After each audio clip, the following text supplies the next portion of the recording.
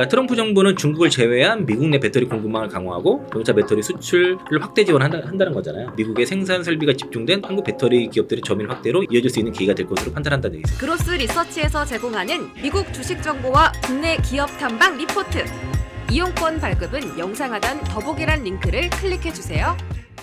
네, 안녕하세요. 그로스 리서치 초대석. 오늘은 IM증권 이창환 이사님 함께합니다. 어서 오세요. 네, 안녕하세요. 네. 자, 시장이 좀 한숨이 나오는 장입니다, 요즘. 네. 좀 지지부진하고요. 거래량도 없고요. 거래 대금도 없고요. 거의 뭐 글로벌 증시에서 왕따 되다시피 지금 증시가 좀 흘러가고 있습니다. 환율도 오늘 지금 기준이 오늘 12월 26일 목요일인데요. 환율이 장중 1,466원 80전까지 올랐습니다.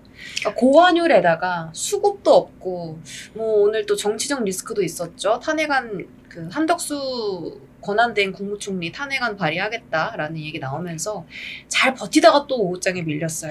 그 탄핵안 발의된 거 시점부터 밀린 게 아니라 한덕수 총리가 그 헌법재판관 임명 안 하겠다. 여야 합의해야 그래서 하겠다. 긴급 담화 발표할 그 시점부터 쭉 밀렸던 거고. 그러니까 지금 정치적 리스크가 어쨌든 도사리고 있어서 요거 해결되지 않으면 무디스에서 신용등급 강등할 수도 있다라는 얘기까지 좀 언급이 나온 상황입니다.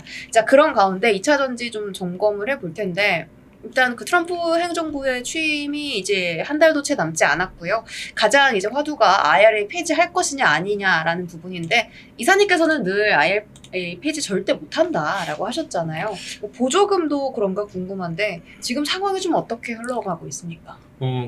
일단은 그 2차 전지 섹터를 지금 이제 이슈가 있기 때문에 분석은 하는데 네. 일단 환율 안 잡히면 답이 없어요. 왜 그러냐면 맞아요. 그 배터리도 그렇고 양극재 기업들도 그렇고 외화 부채가 많거든요.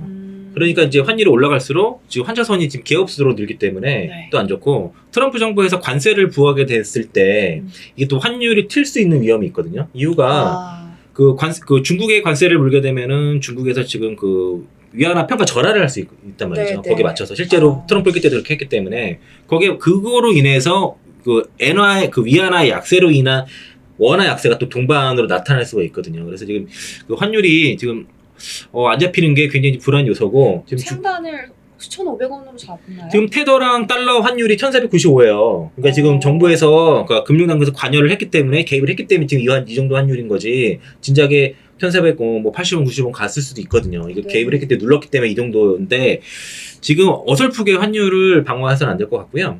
일단은 그게 기본 전제예요. 그러니까 지금 이게 뭐 헌법재판관 임명이 완료가 돼서 이런 그 일정이 항상 일정이 불확실성 얘기하지 않습니까? 일정의 불확실성이 해소가 되고 그래야지 환율이 안정이 되고 그러면서 이제 외국인들도 수급이 들어오면서 이제 반등이 나와야 되는데 지금은 충분히 주가가 많이 떨어진 것 같고 환율도 많이 올라갔는데도 불구하고 모멘텀이 안 보인다는 거죠. 네. 불확실성이. 그래서 이게 어쨌든 어떻게 좀 갈지는 뭐 봐야 되겠지만 한덕수 국무총리를 탄핵을 한다고 해서 그러면은 최상모 부총리 다음 순서 한데 과연 또 마음대로 될지는 몰라서 그리고 국무위원 한 명 탄핵을 하게 되면은 그 한 15일에서 20일 정도 지연돼요. 일정들이. 그러니까 그런 불확실성 계속 있는 거죠. 그래서 이제 그거를 전제로 해서 담아두시고 2000년 섹터에서 주요 이슈들을 다시 한번 점검을 해보면 그 IRA법 아까 말씀하셨지 않습니까? 그 IRA법을 다시 한번 점검을 해볼게요. 그러니까 이제 그 IRA법의 그 목표 자체가 그 전기차 육성 발전에 필요한 그 배터리 제조 및 청정 에너지 생산해서 중국을 배제하고 그리고 미국 내에 투자를 활성화하고 미국 기업의 경쟁력 강화는 물론 미국 중심의 전기차 가치 그 밸류체인을 구축 목표로 하는 건데 이제 그 미국에서 조립한 그 전기차 부품 조건을 맞추면은 이제 그 $7,500 주는 거죠. 그리고 중고차는 $4,000 주는 거고 요거를 이제 그 최근에 그 트럼프 정권 인수팀에서 그 인수위 보고서상으로 폐기를 권고했다. 이것 때문에 지금 한번 로이터발 뉴스가 나왔고 그 다음에 다시 한번 보고서가 유출됐다는 형태로 해서 나왔고요.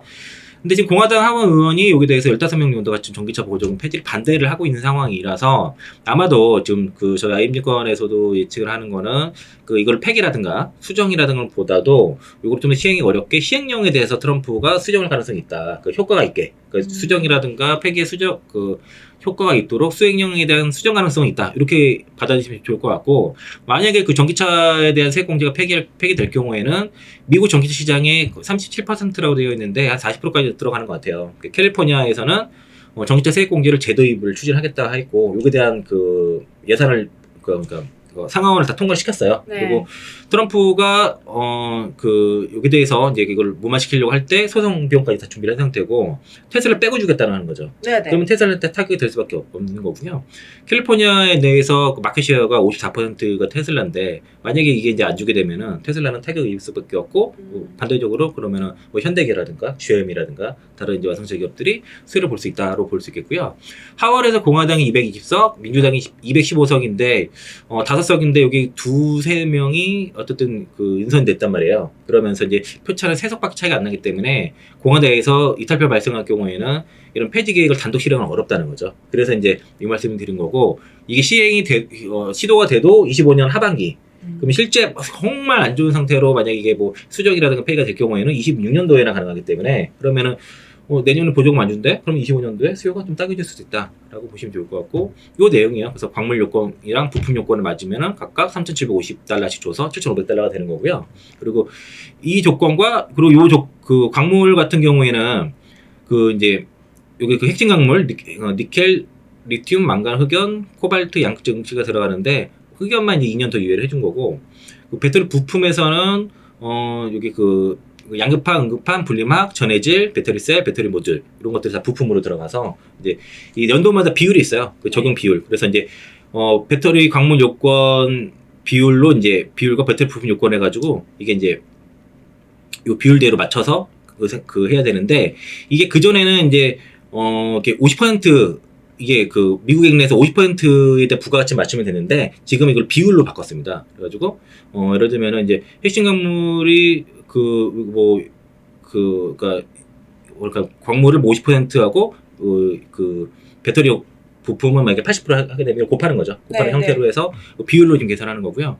외국 우려기가 FOC 규정 이게 중요한데, 이게 이제 지난해 게 전에 움직였던 거는 이게 배터리 부품부터는 이제 FOC 규정이 있기 때문에 그런 건데, 지금 얘기를 들어보니까 엔캔 같은 경우에 이제 그 요거에 대해 수혜를 받아서 많이 올라갔었는데, 아직까지 맞아요. 틴치라든가 이런 그 중국 업체들이 덤핑 물량이 아직 많이 있다 그래요. 그런데 이제 그런 물량들을 좀 덜어내고 우리 K 소재 업체들, 국내 업체들 위주로 지금 밸류체인을 좀 바꾸고 있다고 해서 아마 내년부터는 그런 물량들이 많이 늘어날 것 같고, 내년부터는 이제 그 아까 배터리 광물 들어간 것들, 니켈, 리튬, 코발트, 망간, 양극재 이런 것들도 이제 세액공제 그 외국 중국 못 쓴다는 거죠. 그런 게 있고, 추가적인 내용이 국가 안보 및 대외 정책에 해를 끼치는 사항에 대해서도 FOC 규정 지정 가능하고, 우려국가 정부로부터 상당한 보조금을 수령할 경우에도 FOC 규정 가능하다고 돼서, 그러니까 이제 만약에 폐기되면 이런 걸 다 없애야 되는 거거든요. 그리고 게다가 다음 이제 그래서 IRA법에 대해서는 이제 일단은 물리적으로는 폐기라든가 수정 어렵다는 거는 우리가 이제 인식하고 있는데, 그 시행령 가지고 수정할 가능성이 있다 정도로 일단 받아들이시고, 이게 뭐 폐지 자꾸 뉴스에 나온 거 그거 영향을 받아주가 많이 빠졌어요. 그래서 이 이슈는 더 이상 뭐 악재로 보기엔 좀 어렵다라고 생각이 들고요. 실제로 이게 유지됐을 경우에는 나중에 반대로 올라가겠죠. 이미 다 반영됐다라고 하시더라고요. 예, 상당히 거의 다 반영됐다고 봐야 되고요. 아니 그 예상 뭐 폐기 이런 게 없고 수정도 잘 되고 했을 때는 오히려 더 반사 수혜가 될 것이고, 그러면서 그 AMPC에 대한 그 AMPC도 뭐 폐지될 거라 이런 식의 뉴스가 나왔었어요. 네, 그날. 맞아요. 그래서 이제 그건 좀 어렵다라고 좀 보는 거죠. 특히 이제 배터리 관련돼서 그 AMPC 지급 대상이 그 배터리 모듈과 셀이죠. 북미 생산한, 그리고 이제 분리막, 전해기 이렇게 포함이 된 거고, 그리고 요게 이제 그 10월 24일에 발표된 규정 법안이 있고요. 요게 그 뭐냐면은 그 미 연방세법, 요게 그 섹션 45X, 우리 보통 AMPC 섹션이 그 45X라고 표현하잖아요. 그 여기 전기차 보조금은 이거 30D라고 하고, 그런데 이제 요거 파이널 레귤레이션이 발표가 됐습니다. 10월 24일날. 그래서 내일부터 시행이 됩니다.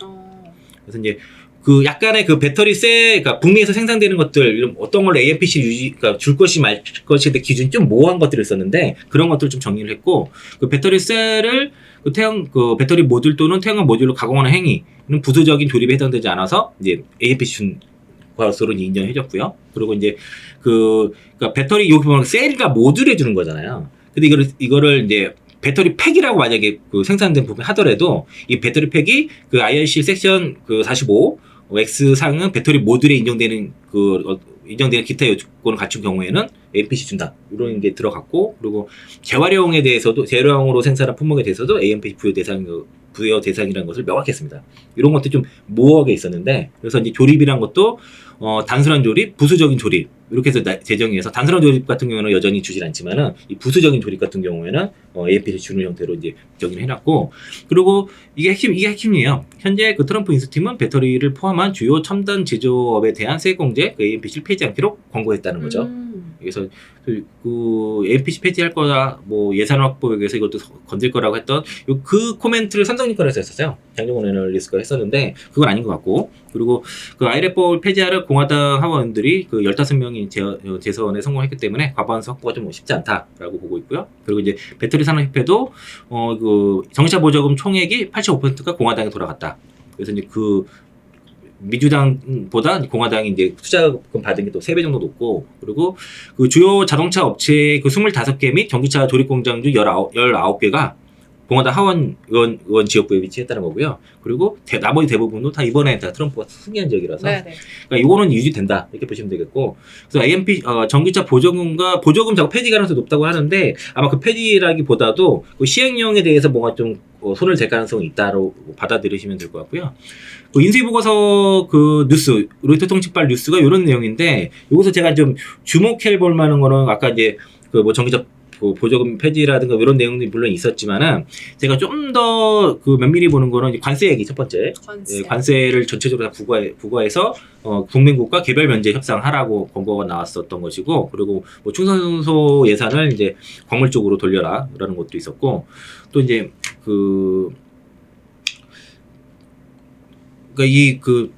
트럼프 정권 인수팀에서 접근하는 방식이 좀 더 안보, 경제보다도 안보 쪽으로 좀 더 초점 잡고선 그렇게 지금 접근을 하고 있는 것이고요.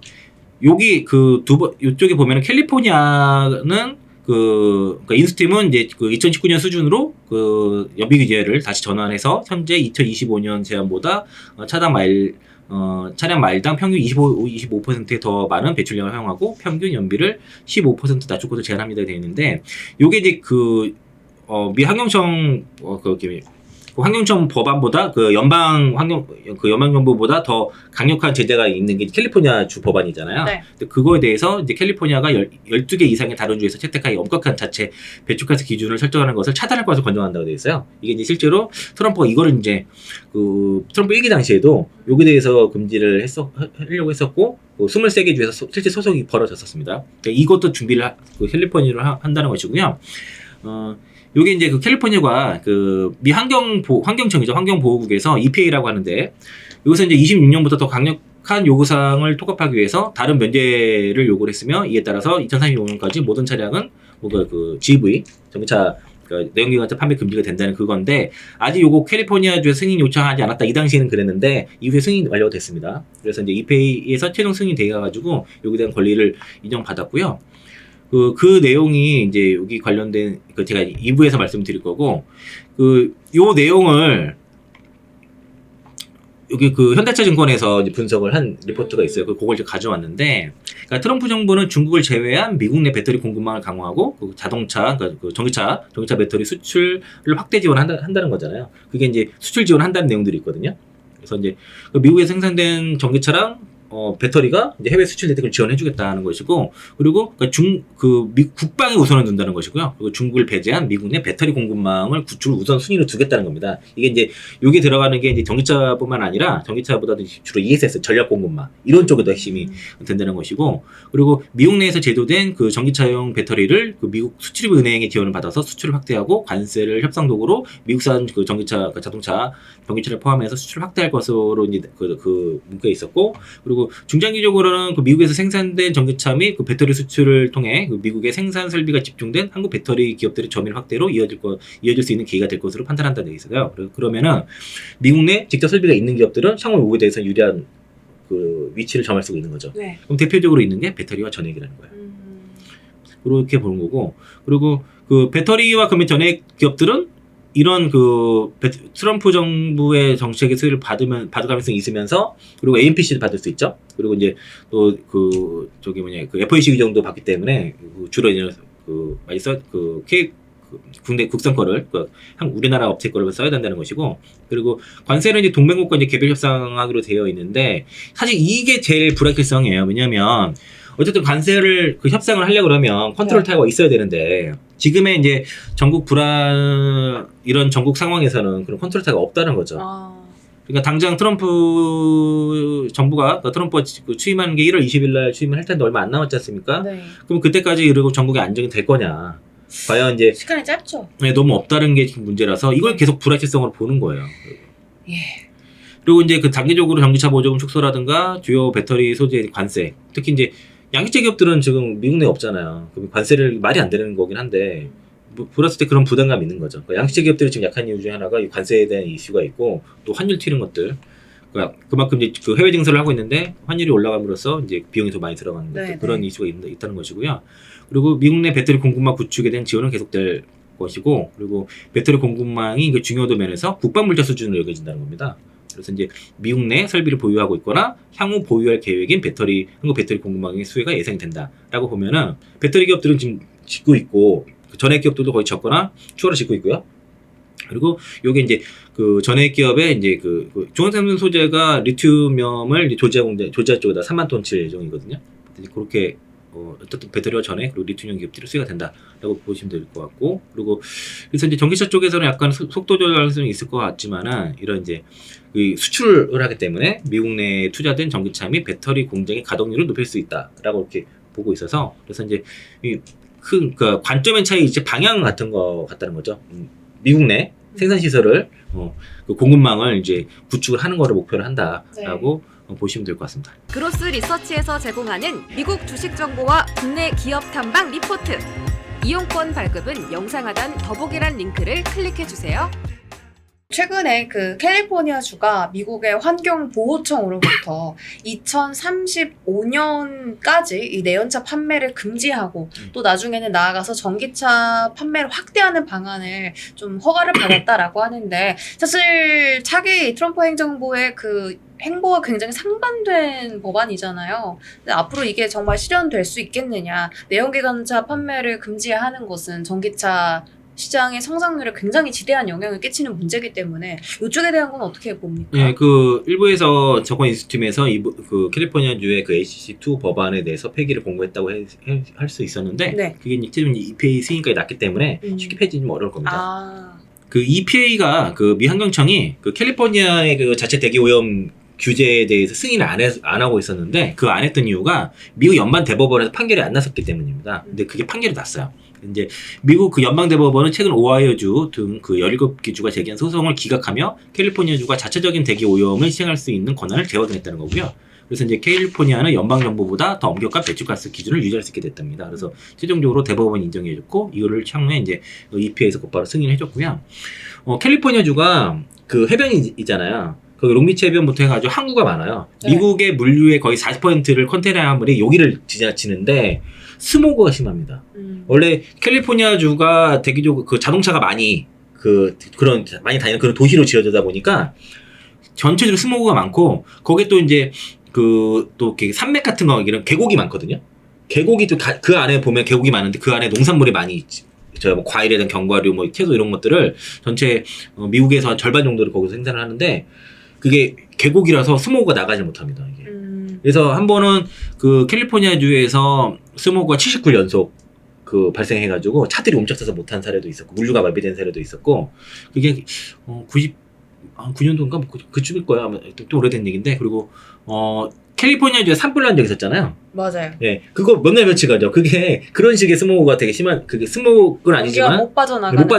예, 구조적으로 그래요. 스모그가 한번 들어오면은 굉장히 심하기 때문에 그래서 1967년인가가 그 연방 청정 대기법 그 클린 에어 액트라는 법안이 있었는데 여기보다 또 엄격하게 그 독자적인 그 대기오염 규제를 이제 발행했고 그게 ACC였습니다. ACC1인데 이게 이제 ACC2로 이제 26년부터 시행이 되고 최근에 이번 소송에서 오하이오주 등이 이제 캘리포니아의 그 독자적인 규제가 다른 주에 불리한 영향을 미친다고 주장했고 했지만 대법원은 이를 받아들이지 않았습니다. 그래서 이제 캘리포니아는 전기차 판매 의무화 등의 그 더 엄격한 환경 규제를 지속할 수 있게 되었고요. 그래서 이제 이런 판결은 이제 연방정부의 기준 넘어서는 환경보호 조치를 취할 수 있는 권한을 인정받았기 때문에 다른 주에도 영향을 줄 수밖에 없다라고 볼 수 있겠고, 그리고 다른 주에서 이를 따르려면은 정확하게 복사해서 써야 됩니다. 네. 그래서 이제 요게 그래서 그 EPA에서 최근에 이제 12월 20일자 기사인데 그 2035년까지 내연기관차 판매 중단 규제, 그 캘리포니아주의 이런 규제를 승인을 해줬습니다. 요 기사가 실제 나왔고요. 그 아까 연방 대법원 판결 나온 다음에 곧바로 나왔던 것이고, 요게 이제 뉴욕타임즈, 로이터, 이제 본론 보고에서 다수의 복수의 외신을 통해서 보도가 됐고, 이전에 이거 승인될 거다, 계획이라고 이제 뉴스가 좀 나왔었어요. 그때 그 뉴욕타임즈랑 그 워싱턴 포스트인가 뭐 거기서 이렇게 나왔었고요. 그 EPA 청장은 2020년 그 캘리포니아주에 처음 발표된 그 어드밴스드 클린카 요거 2죠. ACC2 규제를 이행하도록 한다고 얘기를 했고, 그리고 연방대기 청정법과 저촉되는 것이 없다고 확인해줬습니다. 근데 이렇게 되면은 이제 트럼프가 아무래도 요거에 대해서 폐지하기가 좀 어려울 것 같고요. 그 ACC2에 따르면 캘리포니아주는 2035년까지 내연기관차 판매를 단계적으로 제한하는 거죠. 이 법안이 되게 중요한 법안이에요. 네. 그러니까 전기차 보조금보다 이게 훨씬 더 몇 배 더 중요한 건데 그게 유지됐기 때문에 이게 전기차 투자하는 데는 문제는 없을 거다라고 볼 수 있겠고요. 26년도에 그 캘리포니아에서 판매되는 신차와 트럭의 35%가 그 GEV 차여야 됩니다. 그리고 2030년도에는 68%가 무공해 차량이어야 되고, 2035년까지는 최소 80%가 전기차, 그리고 최대 20%가 플러그인 하이브리드 모델이 가능해요.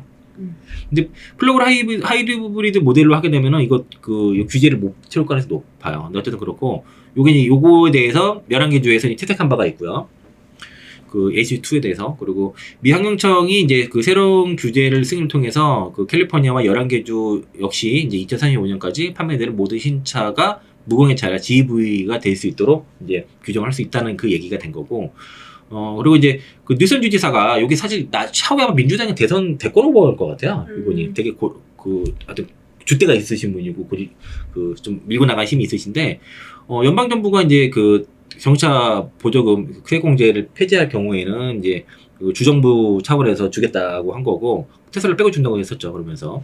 그리고 이제 이게 이제 그럼 여기에 대해서 지금 반발을 하고 있는 거예요. 왜냐면 이렇게 되면은 캘리포니아주 그 때문에 이게 때문에 우리가 또 벌금 물게 돼서 경제도 침체시키고 제조 비용도 올라가면서 좀 차량 선택도 제한할 수 있을 것이고, 그렇게 되면 우리가 이게 시행한 뒤에서는 생산을 좀 적게 될 거다 막 그러고 있거든요. 네. 이럴 수밖에 없어요. 사실은 그 GM이나 포드라 이런 것들은. 테슬라는 상관없죠. 테슬라는 그 탄소 크레딧에 대해서 그걸로 돈을 많이 벌고 있으니까 후발이 또 있고요. 그래서 이제 이게 이제 그 기후 활동가들은 그 트럼프 행정부로부터 기후 진전을 보존하기 위해 바이든 행정부가 취할 수 있는 가장 중요한 조치 중 하나가 바로 EPA 승인이었는데 이게 됐다는 겁니다. 그래서 저도 이 부분이 사실은 되게 조마조마했어요. 그러면은 인스팀에서 이걸 폐기하라고 처음으로 건드렸잖아요. 그 전에는 전기차 보조금에 대해서는 저도 그냥 뭐 쉽지 않을 거다 해서 크게 문제 삼지 않았는데, 이게 사실 트럼프가 맨데이트에 의한 게 사실 이런 부분들이 있거든요.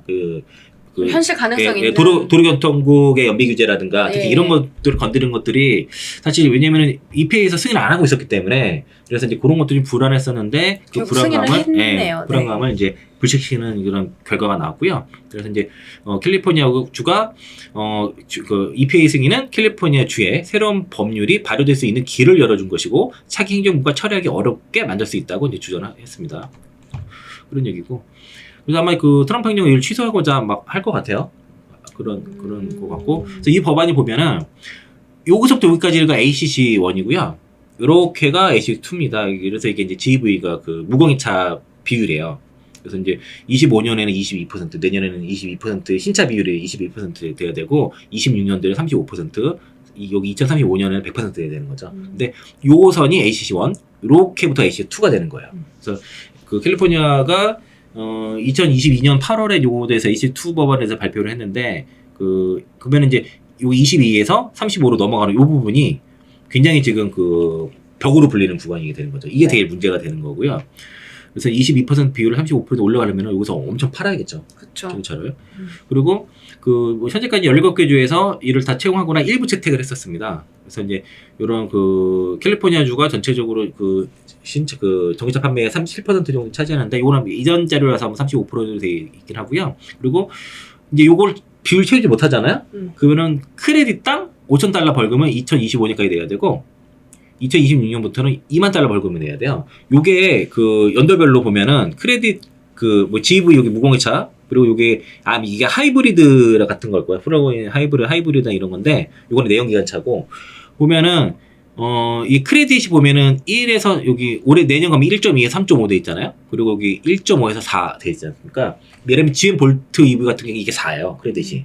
그런데 하이브리드로 가게 되면 0.5 정도 이렇게 받게 되고 이게 이제 1.2 그러니까 플러그인 하이브리드가 여기 내년에 1.6 정도까지 되거든요. 보통 1.2에서 한 1.5 요 사이에 나와요. 플러그인 하이브리드 갈 경우에는. 그러면은 플러그인 하이브리드를 최소 3대는 팔아야 전기차 한 대 판 효과가 있다는 거잖아요.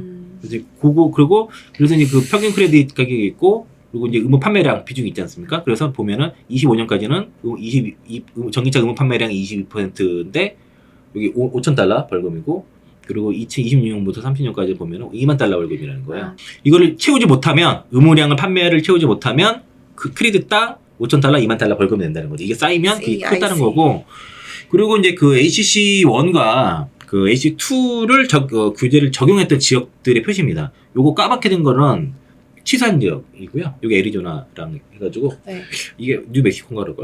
그렇죠.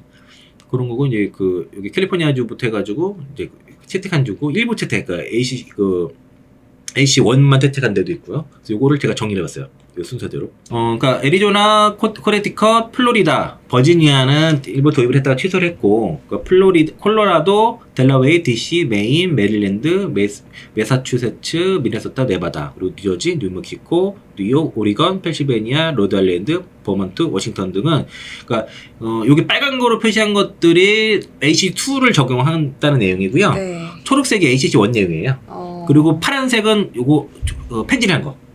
들어 구분을 한 겁니다. 그리고 이제 까만 것들은 이제 뭐 그냥 추가 설명인 거고. 그래서 이제 대체로 이게 빨간색과 파란색이 있는 지역들이 지금 실제로 ACC1과 2를 지금 하기로 한 지역들이고, 예를 들면은 요거는 캘리포니아는 빠졌고요, 당연히. 그리고 여기 뉴저지 같은 경우가 ACC1과 ACC2를 모두 다 채택을 한 상태고, 그리고 뉴멕시코도 이걸 ACC1은 26년에 적용하고 2는 이제 23년에 11월 채택을 해가지고 27년 이후부터 이제 적용을 하라서 이 적용하는 것이 조금씩 달라요. 네네네. 하지만 대체로 이런 주들이 대체로 민주당 지지 성향이 있는 주면서 이거를 적용을 했다. 워싱턴 같은 경우도 21년도에 AC1을 했고 22년도부터 말부터 이제 AC2를 채택을 한 거죠. 워싱턴. 그리고 펜실베니아 마찬가지고 이거 다 채택을 했고, 그리고 버먼트도 이제 22년 12월부터 채택을 했습니다. 그 전에 원 채택하다가 이런 식으로 해서 요거는 뭐 한번 천천히 한번 읽어보시면 좋을 것 같고요. 그래서 이제 요거는 제 선댕 TV에서 이 AC2를 만약에 판매가 26년도 기준으로 23년도와 똑같은 형태로 수량의 전기차를 판매했을 경우에 각 업체들, 완성차 업체들의 벌금이 어느 정도 되는지를 계산한 게 있더라고. 영상이 있더라고. 그래서 거기서 제가 몇 개 캡처해서 가져왔고요. 여기 보시면 GM부터 해서 포드, 스텔란티스, 현대, 기아, 토요타부터 해가지고 테슬라 빼고 23년도 기준으로 17개 주에서 판매량을 전체 판매량 40% 추정을 해가지고 이전 판매량 그대로 이제 적용을 했을 때 벌금을 이렇게 다 맞는다는 거죠. 네. 그리고 26년도가 이제 35% 기준이니까 여기서 벌금이 이렇게 되는데 반면에 테슬라는 돈을 이렇게 많이 번다는 거고. 반면에 그리고 2030년대 기준으로는 벌금이 어마어마하게 되는 거죠. 테슬라만 네. 플러스네요. 만약에 이대로 대응을 안 했을 경우에는 이거 다 회사 보존할 수 있는 이슈라는 겁니다. 그래서 이제 연도별 벌금 부과를 보면 24년도에 벌금은 이 파란색 이렇게인데 25년도에 좀 올라왔죠? 그런데 26년도에 갑자기 쫙 올라와요. 2030년도에는 더 많이 올라오죠. 그거는 전제는 2023년도 수준으로 전기차를 팔았을 경우에, 비율로 팔았을 경우에는 이런 벌금을 물을 수 있다는 거고, 그래서 이제 벌금 내지 않기 위해서 순수 전기차를 얼마큼 더 생산해야 되는지에 대한 그래프인 건데, 24, 25, 26, 2030년도잖아요. 24, 25는 변화가 크지 않죠. 근데 26년도 확 올라가죠. 네. 그래프가 다 그렇죠. 그리고 2030년도가 쭉 올라가잖아요. 네. 지금 모든 테슬라는 계속 전기차 하니까 뭐 상관없고 모든 업체들이 이런 식의 구조이기 때문에 살아남기 위해서는 26년도에 특히 그럼 26년도 이렇게 팔려면 25년도부터는 군부를 떼줘야 되잖아요. 좀 벌크업이 돼야 돼 올라와야 줘야 되니까 그래서 이런 그림이라서 그러니까 원래는 사실 좀 아쉬운 거는 이래요. 그러니까 25년도에부터 이제 그 전기차 판매가 급증할 거로 왜냐면 그런 신차들이 되게 많이 나오니까 했는데 대체로 이제 출시 일정들이 연기가 좀 되면서 1년 정도 연기가 됐었고 그리고 뭐 캘리포니아 주의 그 ACC2 법안이라든가 그리고 이제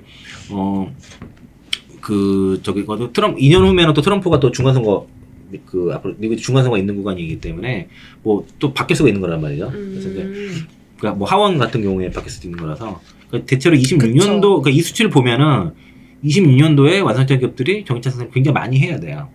많이 하고 많이 팔아야 돼. 많이 팔아야 되기 때문에 이걸 맞추기 위해서는 이 방향으로 안 갈 수가 없다. 특히 이제 왜냐면은 이런 그 캘리포니아 주가 전체 전기차 판매 이제 그 뭐 35에서 40%를 차지하고 있고 그리고 이걸 따르는 12개의 주가 대략 전기차 판매가 미국 전체의 55%를 차지하는 이 시장을 완성차 기업들이 과연 생산을 안 하고 버틸 수 있는 거냐 그렇다는 거죠. 그래서 이 그래프를 좀 기억해 보시면 좋을 것 같습니다. 알겠습니다. 캘리포니아가 쏘아올린 작은 공이네요. 네, 따라서 지금 많은 주들이 이 법안을 채택하기 시작했고 ACC2뿐만이 아니라 1은 뭐 이미 채택을 해서 이제 법안이 발동되는 주들도 꽤 있다라고 말씀 주셨고 이제 내연기관차 판매 금지에 파급력이 어디까지 갈지 함께 지켜보시죠. 그로스 리서치에서 제공하는 미국 주식 정보와 국내 기업 탐방 리포트. 이용권 발급은 영상 하단 더보기란 링크를 클릭해주세요. 유럽연합이 지난 10월에 중국산 전기차에 45.3%의 관세를 부과하기로 했죠. 그래서 실제로 이제 데이터가 찍히고 있습니다. 중국산 전기차 수출이 급감하고 있고 이것이 우리 국내 기업들의 좀 반사이익이 될 수 있을까가 궁금한데요. 아직 뭐 반응이 있나요? 나온 게 있습니까? 그거 좀 한번 살펴보려고 그러고요. 일단 이제 그 연합뉴스에서 11월 24일 날 나온 뉴스가 있는데 제가 요약을 했습니다. 그 유럽 EU에서 그 EU가 그 중국 전기차 고율 관세 부과하기 시작한 영향들이 그 11월 달 중국의 전기차 수출의 급감으로 지금 나타났고 지난달 11월 달이죠. 11월 달에 중국 수출액이 같은 기간 대비해서 전년 그 동월 대비해서 42% 감소가 나왔습니다. 이제 2022년 7월 이후로 그 최저인데 그러니까 2022년 4월 이후로는 가장 가파르게 지금 빠졌어요. 그때는 이제 코로나 팬데믹 상황도 있었고 네. 그리고 우크라이나 전쟁 발발로 해서 공급망 혼란이 빠진 상태 이후로 2002년 4월 이후로는 수출 감소가 가장 가파르게 나타나고 하는데 물량은 19% 감소했거든요. 이 얘기는 이제 가격이 많이 떨어졌다. 그래서 이제 수출의 감소에 큰 요인이 된 것으로 보여지고, 그리고 이제 중국의 그 전기차 수출 급감은 신흥시장 쪽에서 좀 많이 고전을 했습니다. 신흥시장 쪽에서 수출 감소도 있었지만은 유럽의 그 추가 관세 문제가 겹친 데 따른 것으로 이제 분석을 하고 있고, 그리고 이제 뭐 관세가 이제 기존 10%에서 추가 관세잖아요. 17.8에서 이제 45.3인데 아마 비아디가 17. 받은 게 이거 가지고도 거의 마진이 거의 똔똔일 거예요. 이거 가지고 거의 마진이 거의 안 남는 수준일 거라면 비아디가. 비아디는 조금 그래도 늘었고요. 그래서 11월 한 달간 이후로의 그 전기차 수출액이 중국 전기차입니다. 그 수출액이 작년 동월 대비 36%, 수출 물량은 23% 각각 또 감소를 했어요. 그래서 이제 그래서 아마도 이게 당분간 그러니까 EU 쪽으로도 보면 36% 감소가 된 거잖아요. 네. 그리고 물량도 23% 감소가 된 거고. 이건 전체고. 전체 신흥국까지 포함해서 이제 다시 2% 감소고 효과가 있는 거죠. 그래서 이제 그 신흥국 감소도 지금 그 11월달 아세안 국가 회원 수출국 아시안 국가 회원국 상대로도 25% 줄었다는 거고, 라틴 아메리카가 이제 47% 감소를 했어요. 얼마 전에 이제 비아디가 이제 중국 브라질에서 전기차 공장 짓는데 거기 뭐 노동 착취했다고 막 그래서 거의 노예 수준으로 그 인력들을 건설 인부들을 다뤘다 그래가지고 그 브라질 정부에서 건설 중단시켰거든요. 왜 그랬대?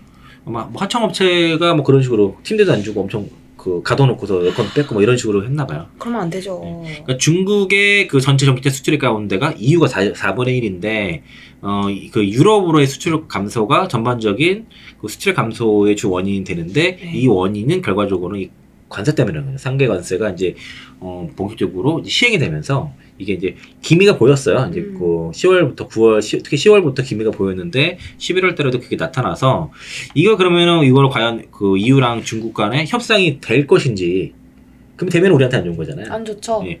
그거를 고민해 보니까 쉽지 않아 보입니다. 어떤 게요? 자, EU와 중국 간의 대화가 최근 몇 달 사이에 중단된 상태라는 그 글로벌 이코노믹스 보도 나고요. 이게 이제 EU랑 중국의 냉각기라고 그 트럼프 변수에 따라서 양측이 뭐 관망세인데 이게 왜 이렇게 됐냐면 지금 그 EU랑 중국의 관계가 교착 상태에 빠졌다는 거거든요. 근데 이유가 바로 우크라이나 전쟁을 둘러싼 갈등이 양측의 관계 새로운 내관으로 떠올랐답니다. 아, 그래요?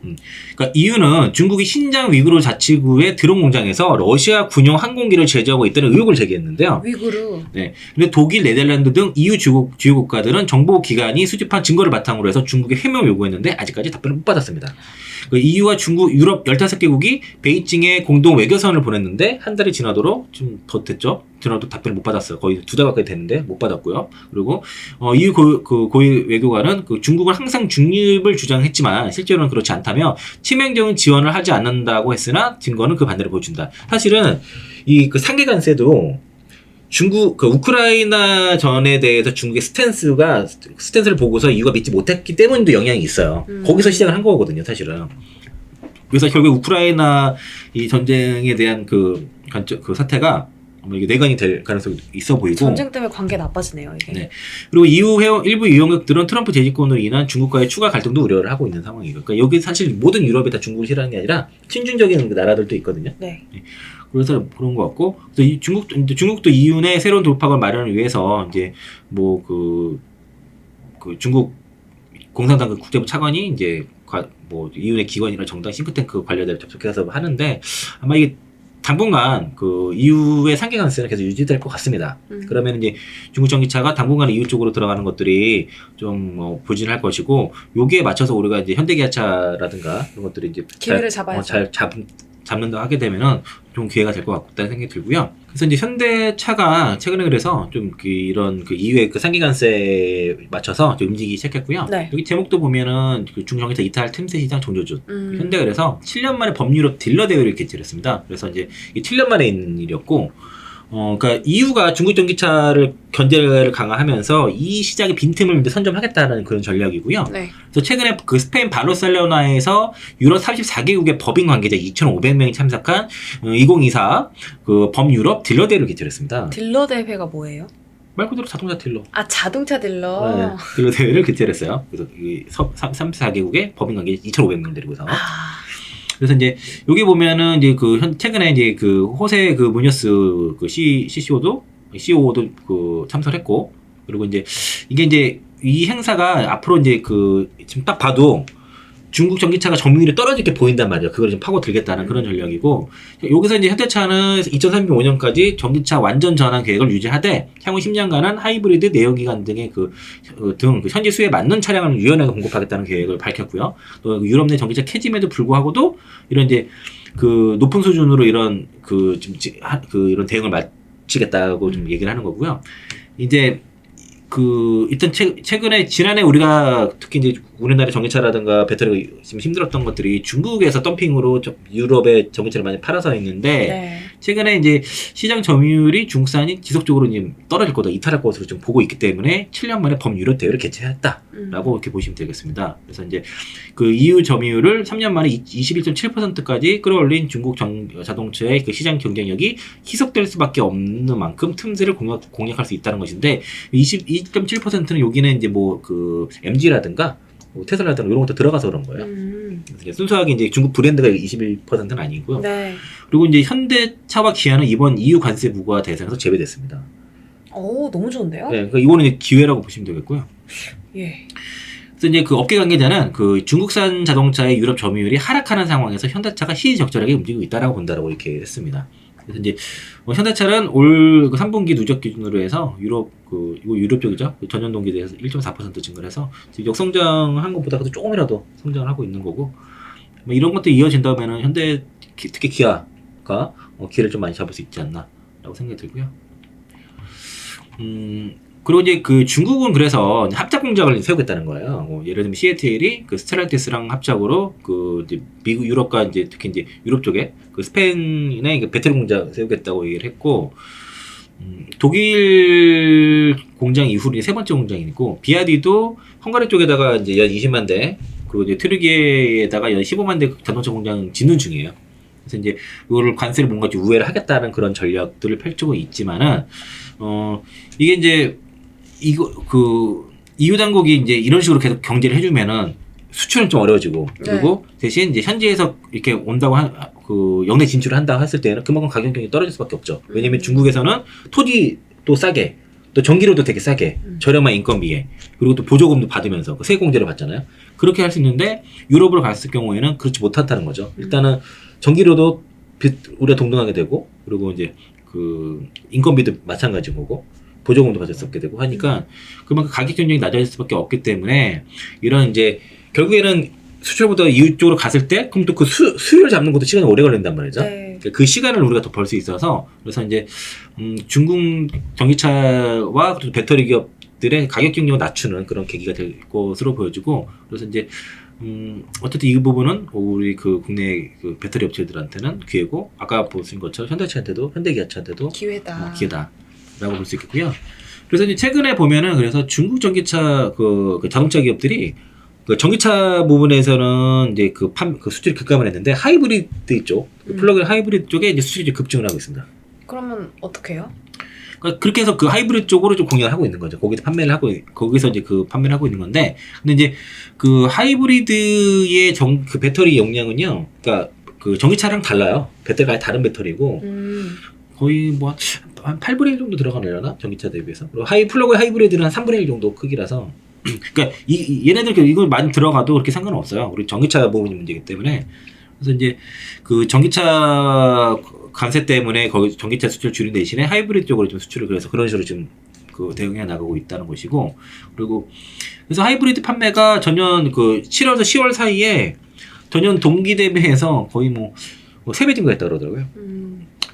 많이 올랐네요. 네, 그래서 중국이 유럽에 수출한 자동차 중 하이브리드 차와 그 플러그인 하이브리드가 차지한 비중은 18%인데 올해 1분기가 9%였는데 그 2배 올랐다는 거죠.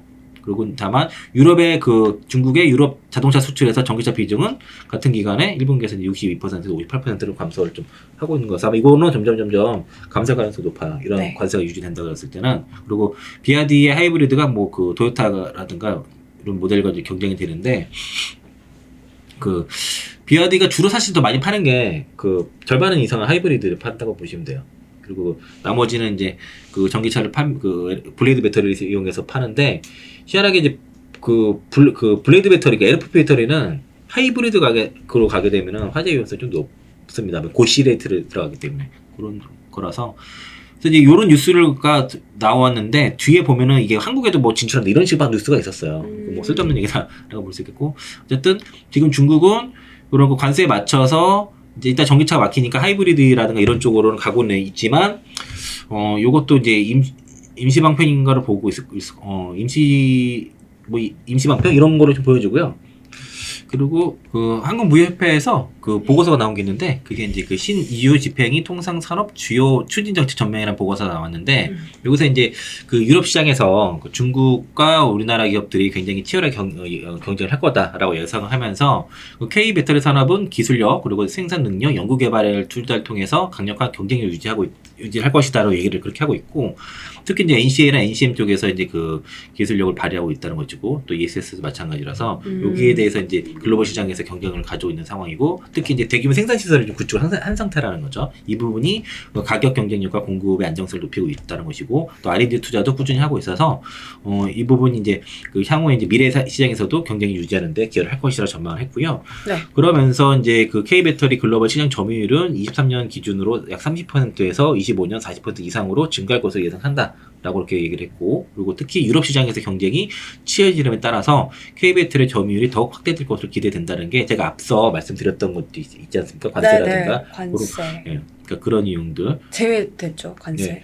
그런 것 때문에 이제 아마 올라갈 것으로 예상하고 있는 것이고요. 그래서 이제 아까 마찬가지로 그런 기술력, 생산능력, R&D 투자 덕분으로 해서 이런 이제 25년까지 이제 전기차와 이제 ESS 시장 급속히 성장에 따라서 뭐 수요도 증가한다, 점유율도 올라간다라고 보는 것이고, 그러면서 유럽 시장에서의 어떤 글로벌 리더를 자임할 수 있다라는 보고서가 있습니다. 요거가 투데이 에너지라는 곳에서 12월 23일자 기사인데 요거 한번 천천히 다 읽어보시면 좋을 것 같습니다. 네. 그로스 리서치에서 제공하는 미국 주식 정보와 국내 기업 탐방 리포트.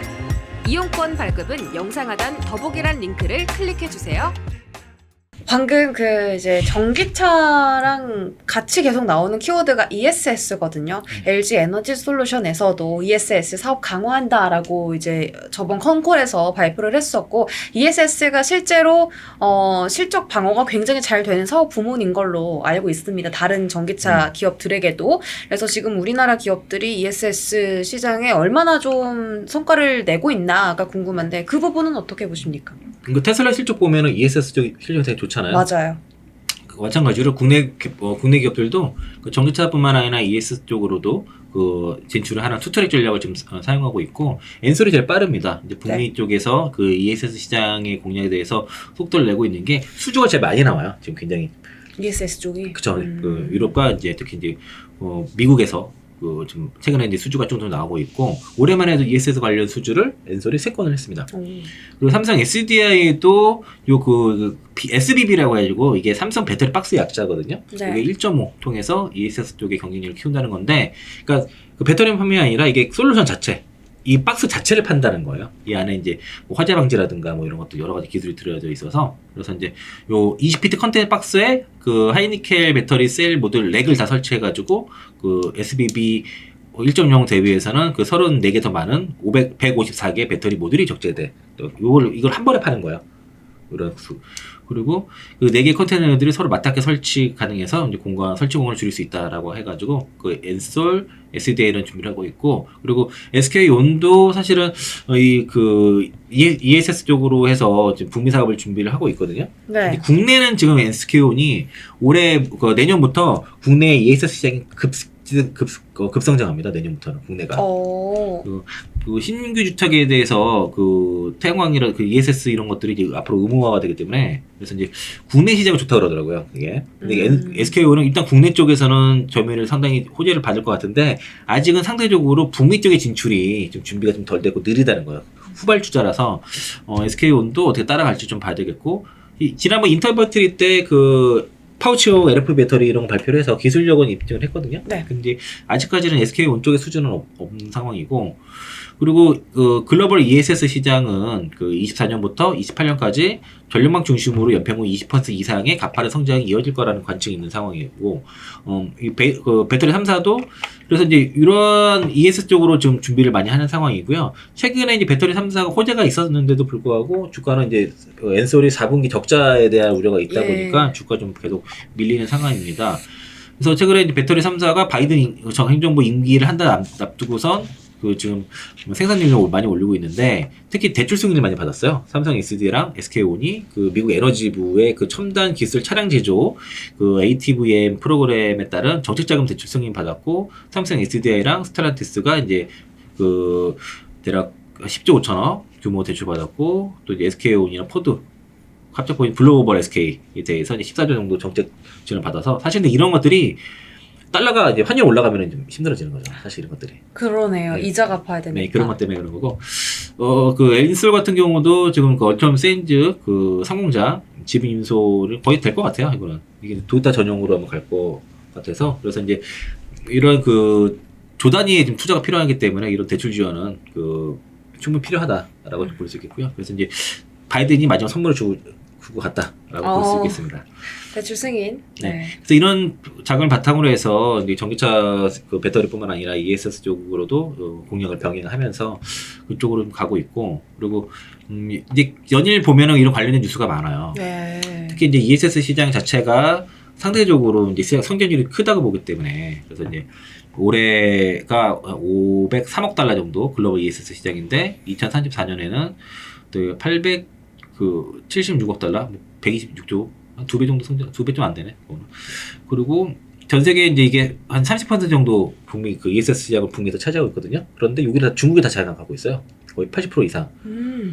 그래서 이제 일부 주에서는 사실 그 ESS 설치를 의무화도 하고 있는 상황이고, 그리고 그 지역이 또 이제 국내 그 배터리 기업들이 생산 거점에 모여 있는 지역이기도 하기 때문에 그 배터리 업계도 전기차뿐만 아니라 이제 대체로 수요처로 ESS를 주목하고 있는 것이고, 이게 이제 대략 전기차 시장 대비해서도 지금 한 6분의 1 수준으로 많이 올라갔기 때문에 그 전에는 뭐 한 15분의 1 정도밖에 안 됐거든요. 그러니까 많이 올라왔어요. 예, 많이 올라왔네요. 네, 그래서 이제 또 이제 26년부터는 중국산 ESS 배터리에 대해서 그 관세가 이제 7.5에서 25% 높아진다는 거죠. 어디서요?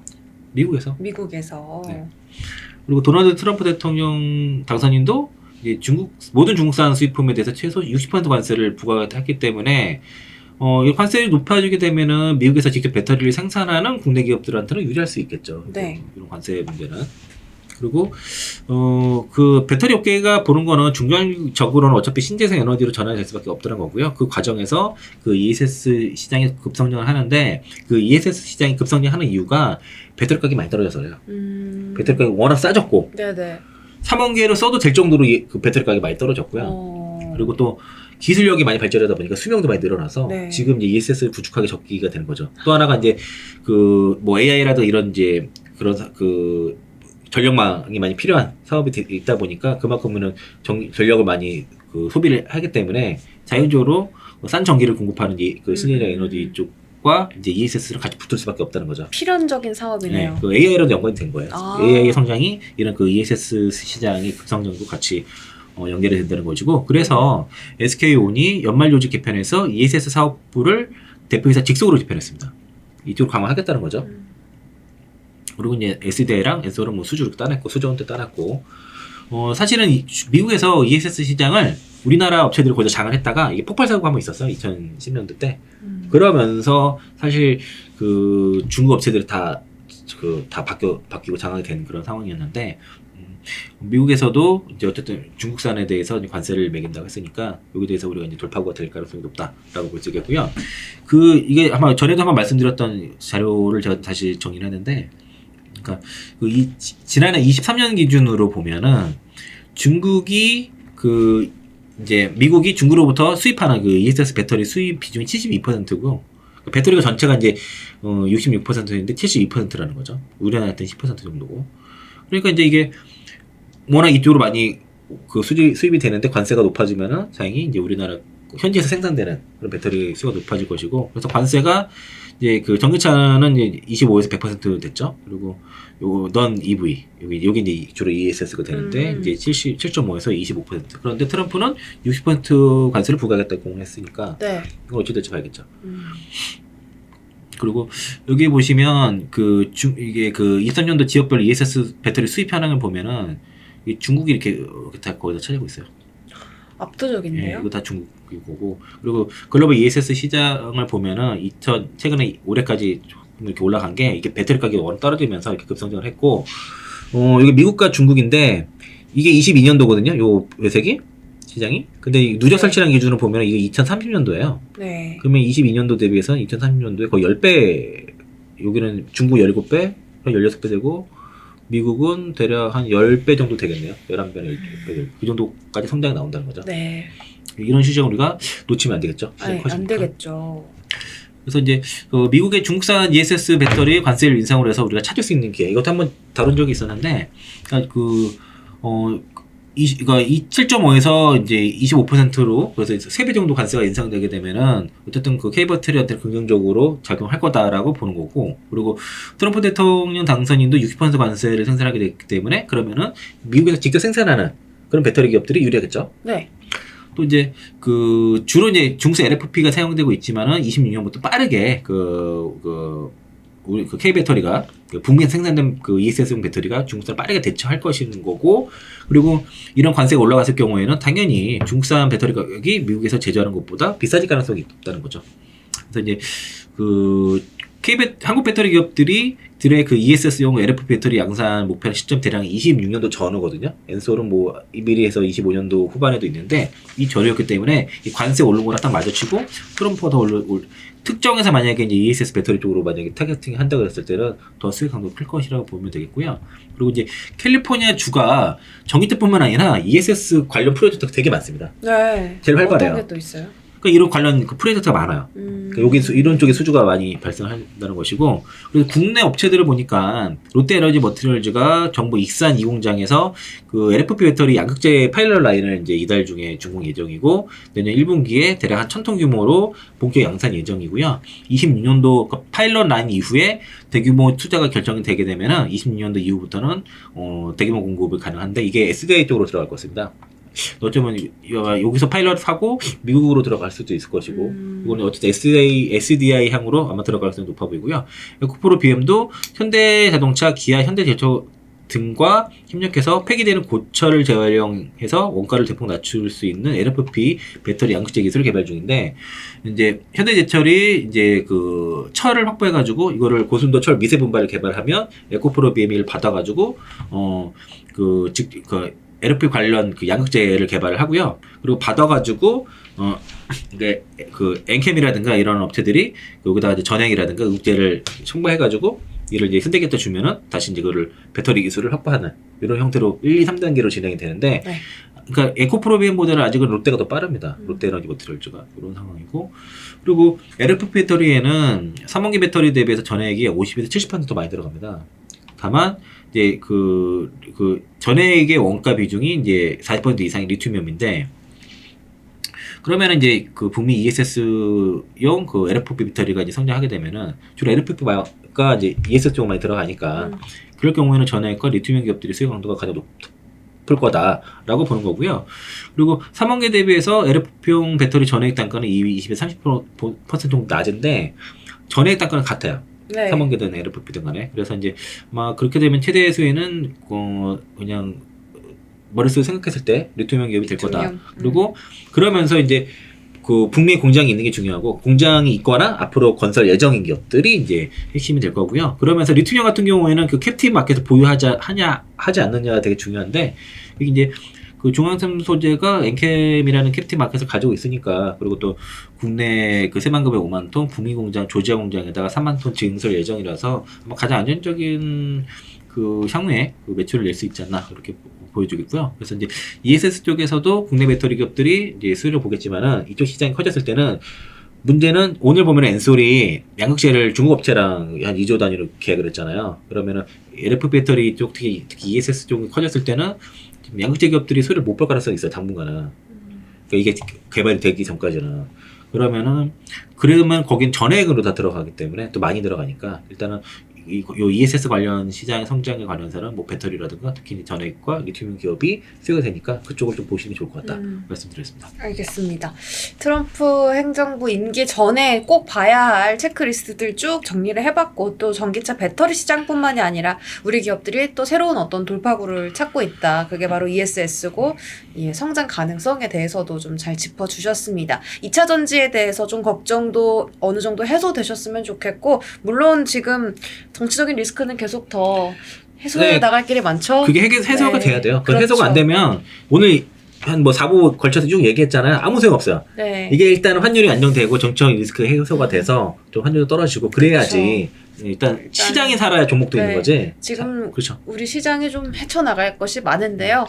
뭐 그래서 리서치가 계속 좀 함께 옆에서 도와드리겠습니다. 이슈 정리하고 어떤 부분이 해소가 되고 있는지 짚어드릴 테니까 또 다음 시리즈도 많이 기대해 주시기 바랍니다. 저희 오늘 IM증권 영업부 이창환 이사님과 함께했습니다. 고맙습니다. 고맙습니다.